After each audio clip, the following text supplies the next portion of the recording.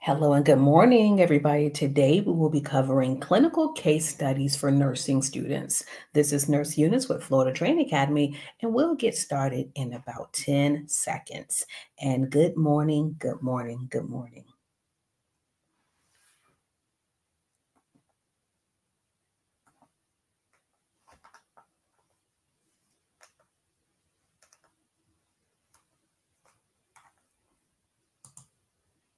Question Case Study 1 Mrs. Johnson's Hospitalization.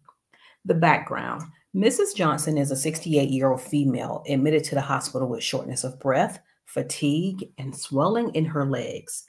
She has a history of hypertension and diabetes mellitus.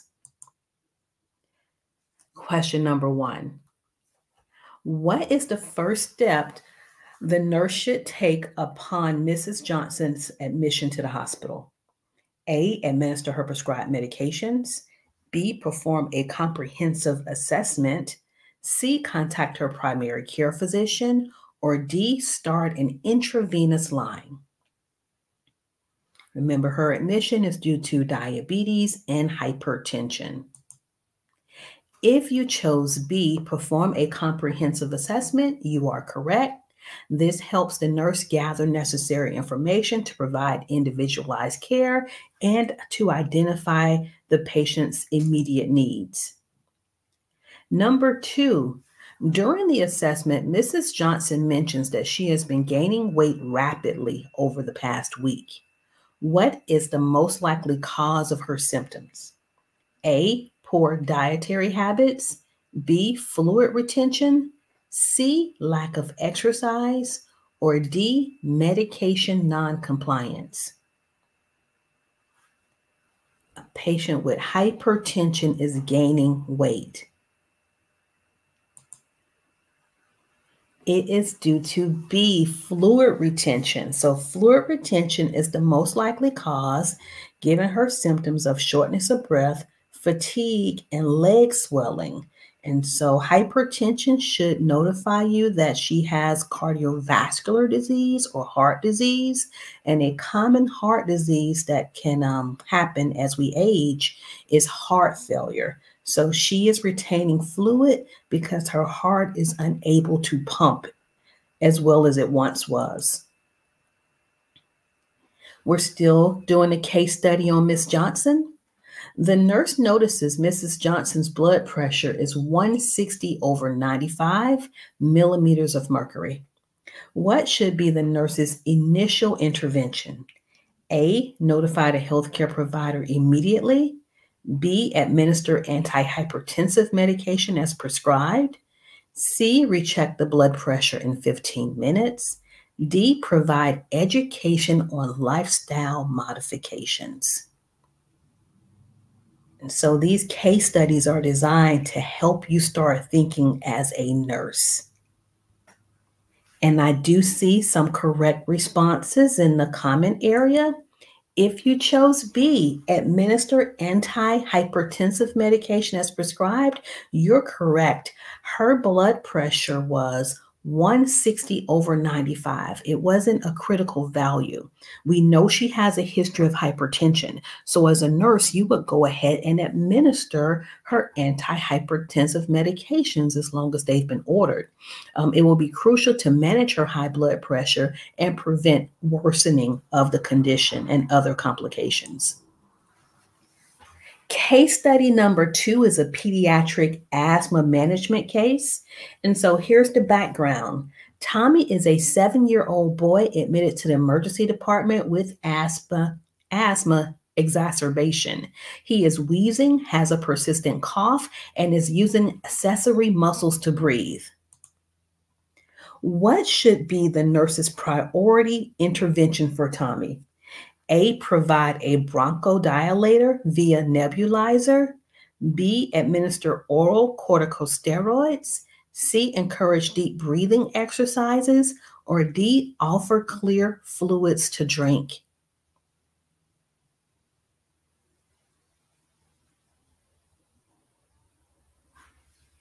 And I do see correct responses in the chat. I am so proud of you.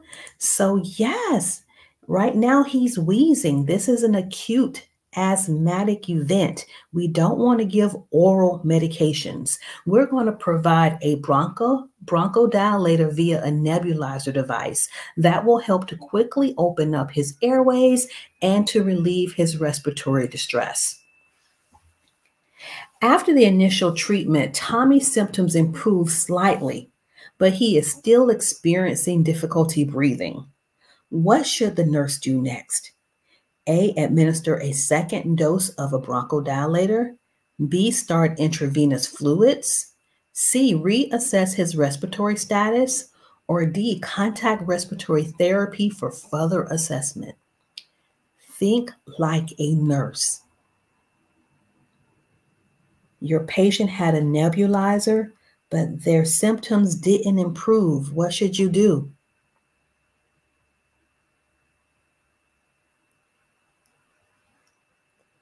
And I do see a correct response from Karen. Anytime you perform an intervention, you have to go back and reassess your patient. So, reassessing his respiratory status is essential to determine the effectiveness of the treatment and to decide on further interventions. So, we just don't give a second dose if the first one didn't work. You need to go ahead and reassess and then let the doctor know what your new findings are so we can get more interventions ordered. Tommy's mother expresses concern about preventing future asthma attacks. What should the nurse include in the education provided to Tommy's mother? A, the importance of avoiding allergens and triggers. B, the necessity of daily exercise. C, how to perform rescue breathing. Or D, the need for annual flu vaccination. Mom is expressing concerns.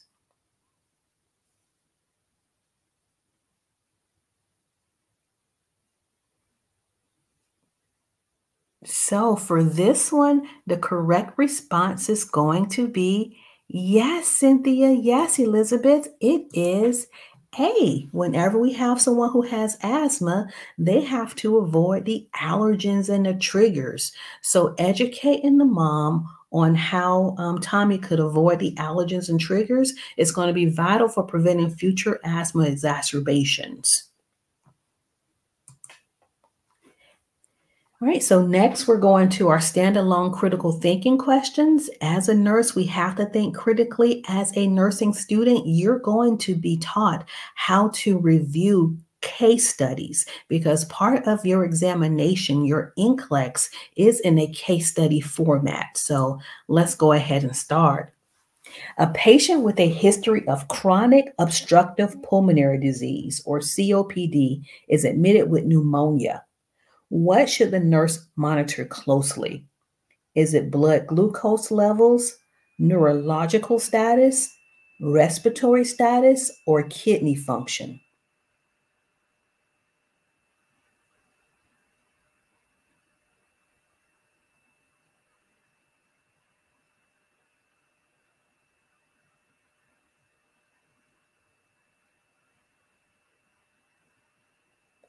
Yes, I'm seeing correct answers. If you chose C, you understand that COPD affects the lungs. So we have to do our respiratory assessment. You're going to monitor the respiratory status because people who have COPD are at higher risk of respiratory failure. And if you've not gone to our website, which is fltraining.com, we have free study guides. We also have clinical videos, and we'll be adding to those clinical videos soon to show videos that depict nursing skills. So if you want to know how to start IVs, how to suction trachs, just tune in shortly and we will have those videos posted. So a nurse notices that a patient on a morphine PCA pump is becoming increasingly drowsy and has a respiratory rate of 8 breaths per minute. What is the best nursing action? A, decrease the PCA dose. B, stop the PCA pump and notify the provider. C, increase the monitoring frequency. Or D, encourage the patient to take deep breaths. So your patient who is on a pain pump is very drowsy and they're breathing 8 breaths per minute. What should the nurse do?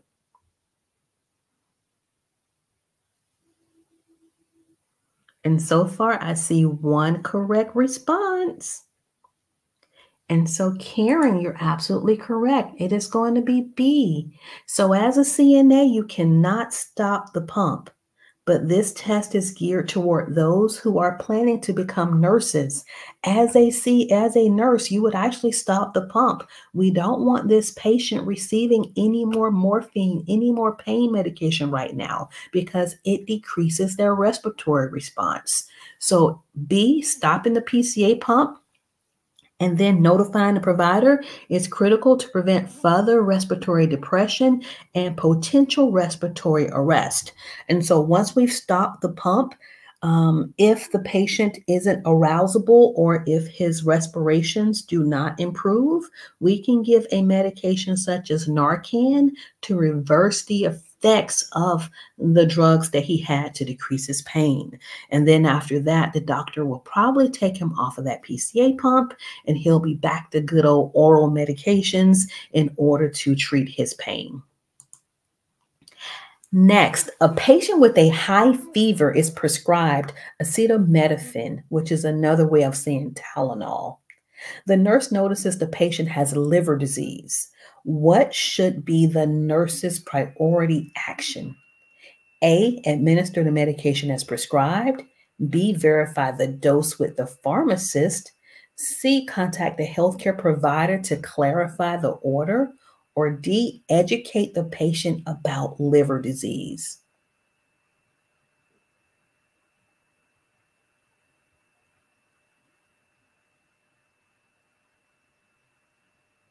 Revealing the answer in 3, 2, and so whenever someone has liver disease, their liver cannot metabolize medications such as acetaminophen or Tylenol, and they can become toxic quickly.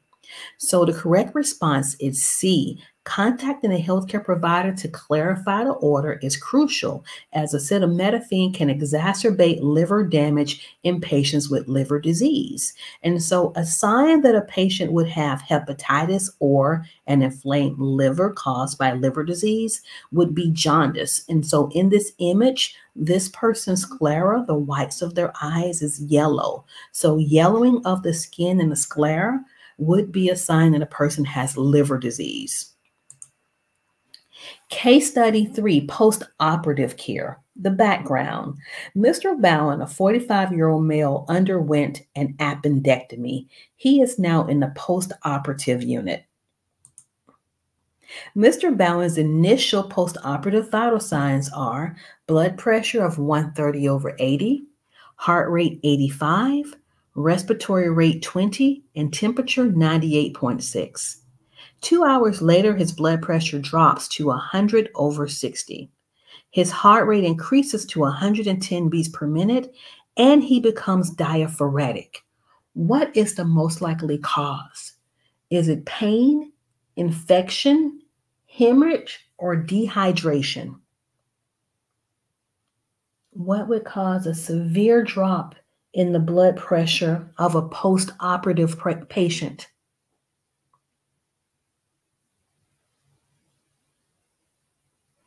Revealing the answer in 3, 2, and yes, Cynthia, it is hemorrhage.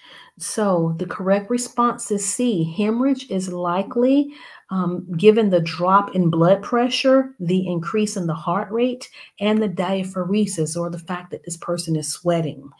These are all symptoms of possible internal bleeding. Something else that the patient might make note of would be an increase in pain. And when you assess the abdomen or the surgical area, you'll probably see distension. And so that would be another cause for you to notify your physician. After identifying the probable cause, what should be the nurse's next step?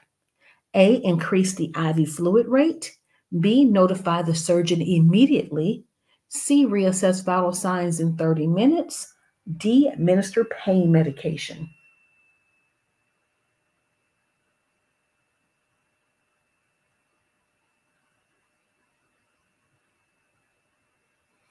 And we'll be revealing the answer in 3, 2, and everybody's correct. I'm so proud of you. You're going to notify the surgeon immediately.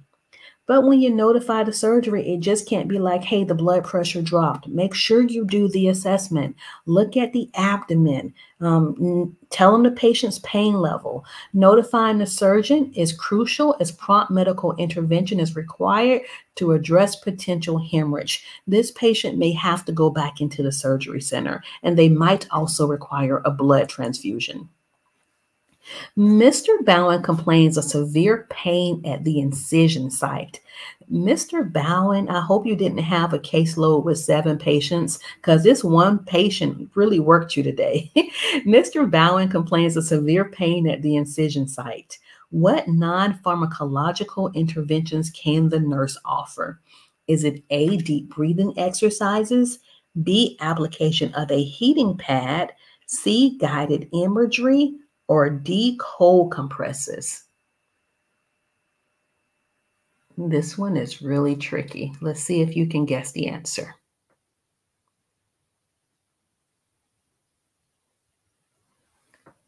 Revealing the answer in 3, 2, and for this one, it would not be warm compresses. You don't want to put heat on a recent area that has had a surgery because you're going to cause swelling. It's going to make blood rush to that area. So whenever someone is having post-operative pain, we use D, cold compresses. So cold compresses can help reduce pain and swelling at the incision site without the risk associated with heat application post-surgery. And I can attest to this. After my orthopedic surgery, I don't like anything cold on my body, but it decreased the inflammation, the swelling, and the pain in the area. So applying a cold compress really works to help those who have surgeries or incisional pain. More standalone critical care questions. A patient on anticoagulant therapy, a blood thinner, presents with sudden severe headache and blurred vision. What should the nurse suspect and do immediately? Should she suspect a migraine and provide a dark, quiet room? Suspect hypertension and check the blood pressure? Suspect stroke and perform a neurological assessment? Or suspect dehydration and start IV fluids? Sudden severe headache and blurred vision.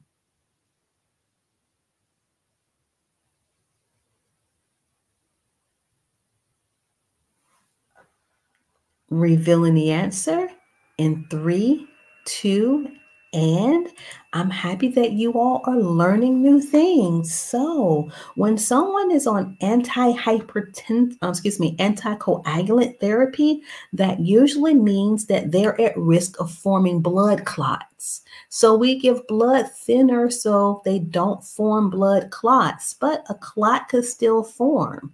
So if your person who's on an anticoagulant starts to experience visual changes and a headache, I want you to think about a stroke.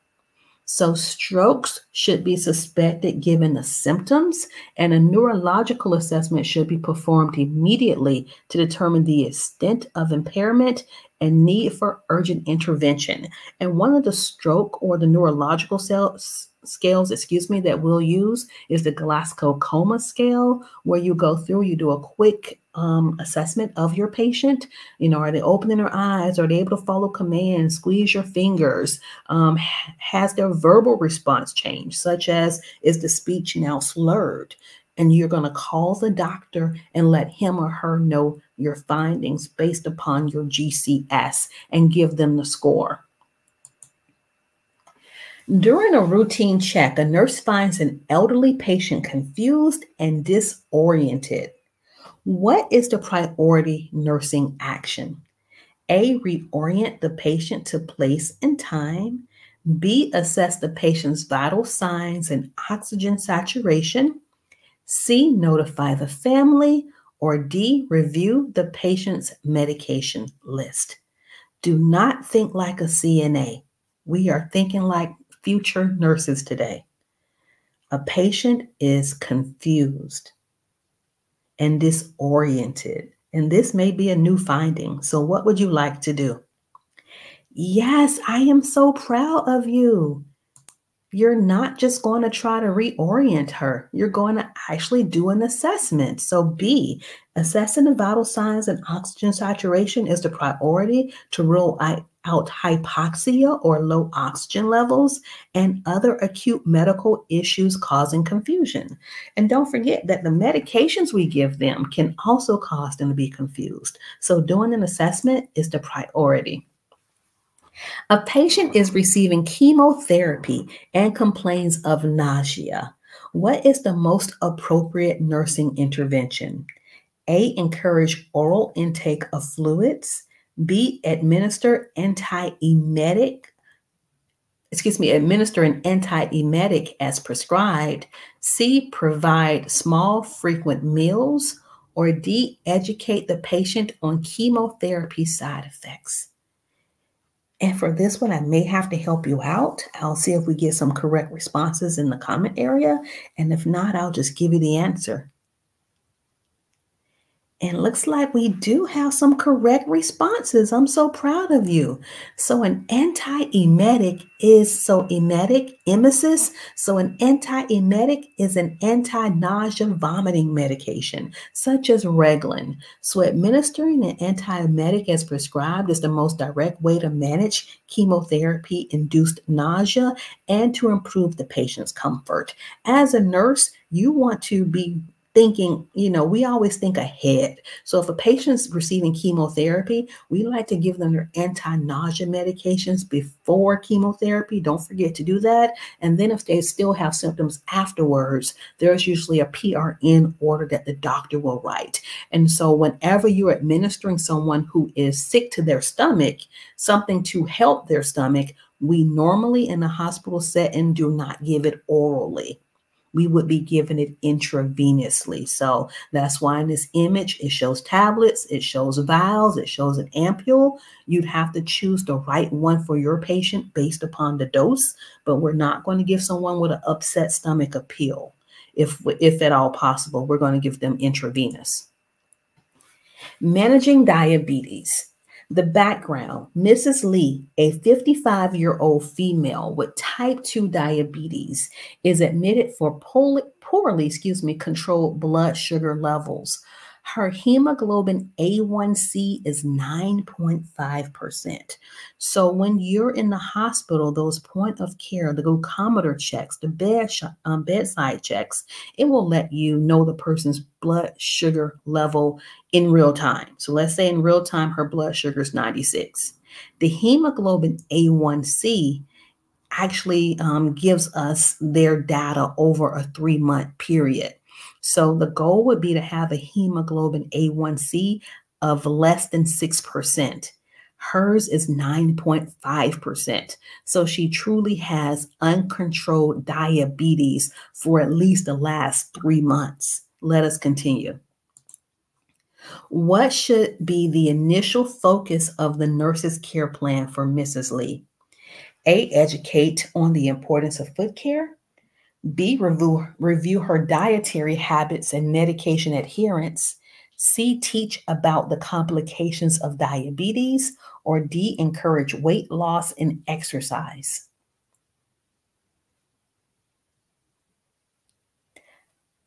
I'm so proud of you, Hagar, Mazambi. Yes, Chatu. You all have the correct response because we know based upon her hemoglobin A1C that she has a history of having poor dietary habits. So the correct response is B.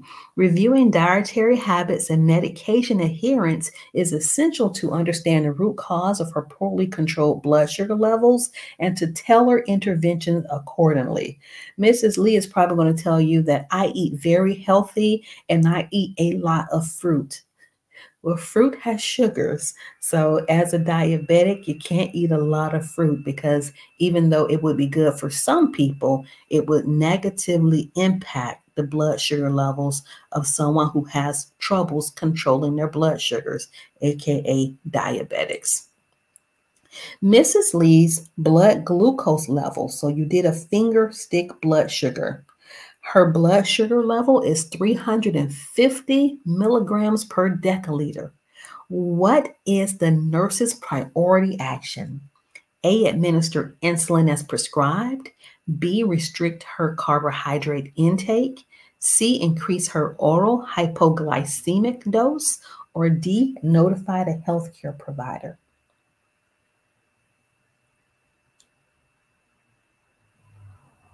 Yes, everybody. Shitra, Elizabeth, whenever the blood sugars are higher than about 120, with a diabetic patient, they are more than likely going to receive some insulin. So if you chose A, administer insulin as prescribed, you are absolutely correct.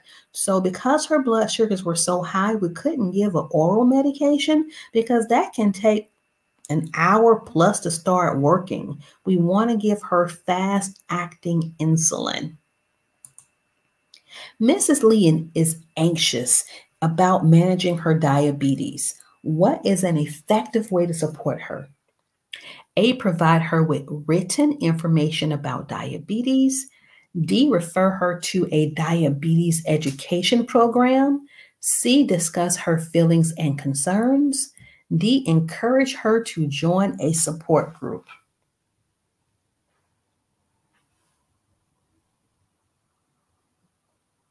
And I need for you to really read this one. For this one, the key term is not the fact that she has diabetes. The key term is the fact that you have a patient who is anxious. Don't refer your patient to somebody else when they have anxiety. You are a professional, and what we expect you to do is C, discuss her feelings and concerns. So, discussing her feelings and concerns helps to address her anxiety and builds a supportive nurse to patient relationship, which is essential for effective diabetes management. So, after Miss Lee knows that you really care about her and you're listening to her, that is when you can start providing the additional information. Plus, whenever someone is anxious, they don't retain information as well. So you build that bond and that rapport with her, calm her down, and then later you can start providing education to her. A patient with a urinary tract infection or a UTI is prescribed antibiotics. What instruction is crucial for the nurse to provide? A, take the antibiotics until the symptoms resolve. B, drink plenty of water. C, avoid dairy products. Or D, complete the full course of antibiotics.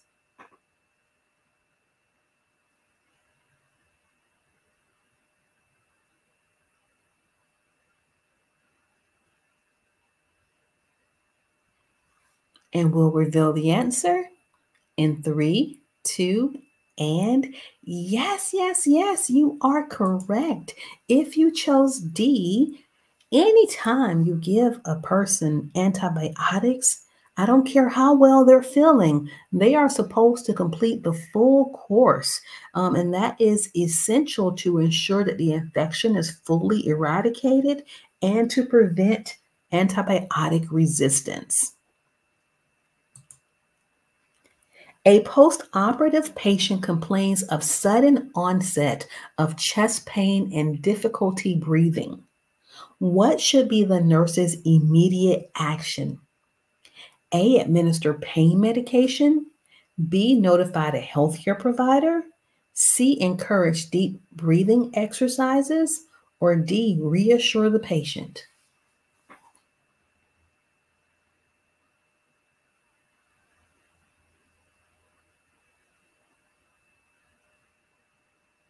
I see a correct answer. Masimbe, you're correct, dear.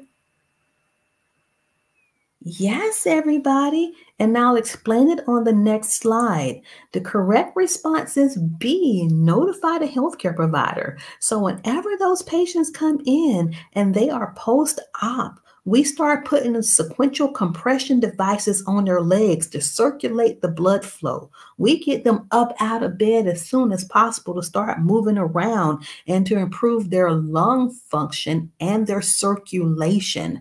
So, a complication after surgery is that this person is most likely to start developing blood clots, especially if it was a prolonged surgery. The longer the surgery, the more likely they are to form a blood clot. So, the fact that this person is now having chest pain after surgery is an indication that they have a clot in their lung. Therefore, you're going to be notifying the doctor right away. And so here's the rationale. Chest pain and difficulty breathing post-operatively could indicate a pulmonary embolism or a clot that has traveled to the lungs. Notifying a healthcare provider immediately is crucial for prompt evaluation and intervention. A patient with heart failure is prescribed a diuretic. What should the nurse monitor closely? A, serum diuretic levels. B, blood pressure. C, oxygen saturation. Or D, urine output.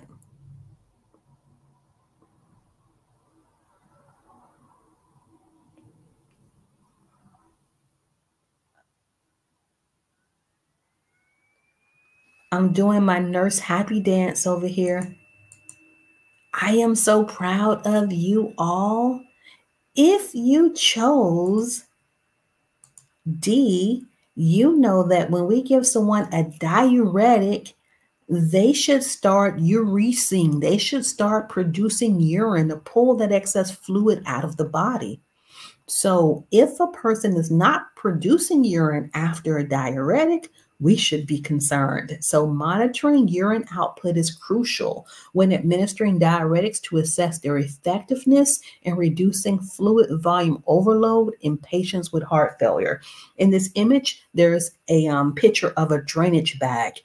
If you don't have a patient who has an indwelling catheter, you must put some type of collection device in the toilet. So they just don't get to urinate and go into the toilet like, a normal person. We have to actually measure it first. So don't forget to collect the urine. So a person who is incontinent would most likely need a urinary drainage catheter or urinary catheter if you're going to be giving them diuretics. Otherwise, their skin is going to remain moist and you won't be able to monitor the output correctly. A patient with chronic pain is prescribed opioid analgesics. What should be included in the nurse's assessment? A, pain intensity using a pain scale.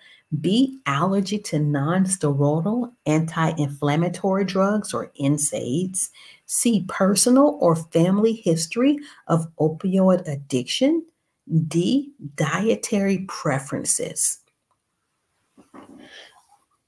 We're going to be giving this person oxycodone, methadone. What do we need to know about?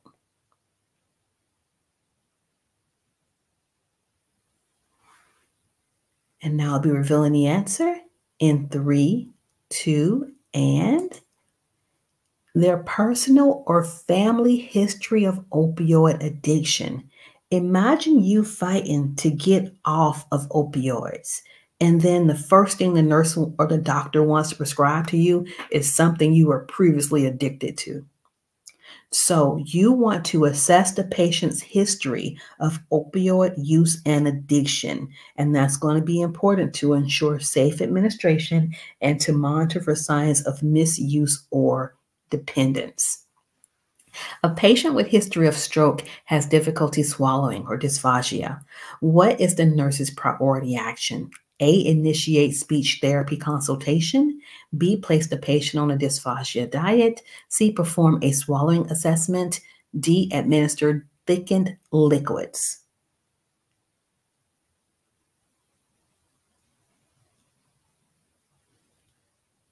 Maletsa, I hope I pronounced your name correctly. You are correct. So, even though the person has a history, you as a nurse have to do an assessment. You're going to perform an assessment. I need to know if her swallowing issues are better or worse. So, performing a swallowing assessment is the priority to determine the safest diet consistency and interventions for a patient with a history of dysphagia. So it doesn't matter that she could swallow yesterday, because today she may need to be NPO. We may need to wait until the doctor gets there if she is coughing when you're giving her thickened liquids or coughing when you're feeding her her parade diet, because that could mean that there's been a change in her condition and she is no longer safe to be given oral intake. A patient with type 1 diabetes reports feeling shaky and weak. What is the nurse's initial action? A, check the patient's blood glucose level. B, offer the patient a snack. C, administer glucagon injection. Or D, call the healthcare provider.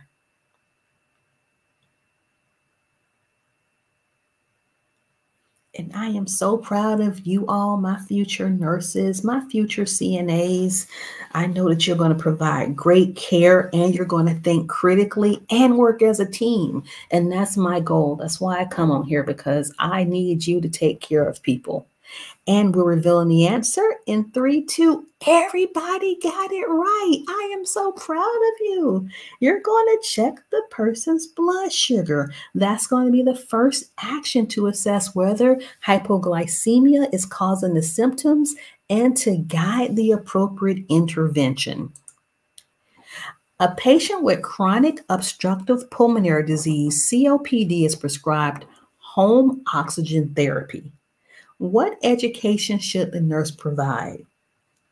A, how to change the oxygen tubing weekly.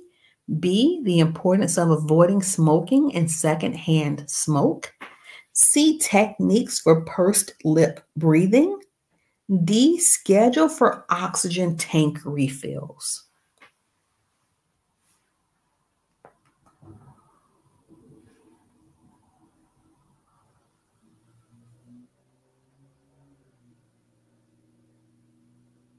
All right, so for this one, you're learning something new, and I do see the correct response.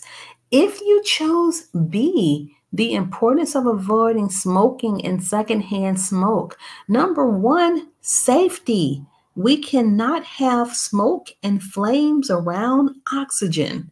So anytime a person has oxygen, whether it's in a facility or at home, no smoking. That's number one, safety. We don't want an explosion. But here's the rationale for B. Educating the patients of the importance of avoiding smoking and secondhand smoke is crucial to prevent exacerbations and improve COPD management with home oxygen therapy. But when a patient has oxygen at home, there should be signs posted that say no smoking, and they should also have a fire extinguisher. And guess what, everybody? This is the end of our first clinical case studies for nursing students. And for some of you all, I know you're CNAs, but the goal is for you to eventually become a nurse. And so my next video is going to be on ACLS drugs. And so that's going to be geared more towards my nurses and my nursing students. And we'll come up with another CNA video, if not tomorrow, on Tuesday. So if you're interested in learning about ACLS drugs, just look for our notifications. They'll be posted in a few moments. Otherwise, I will see you on Tuesday with a video specific for the CNA exam, and it will have CNA practice questions. You know, I love you all. Have a blessed day and a happy Sunday, and I'll see you in the next video. It's Nurse Eunice, you all checking out. Bye.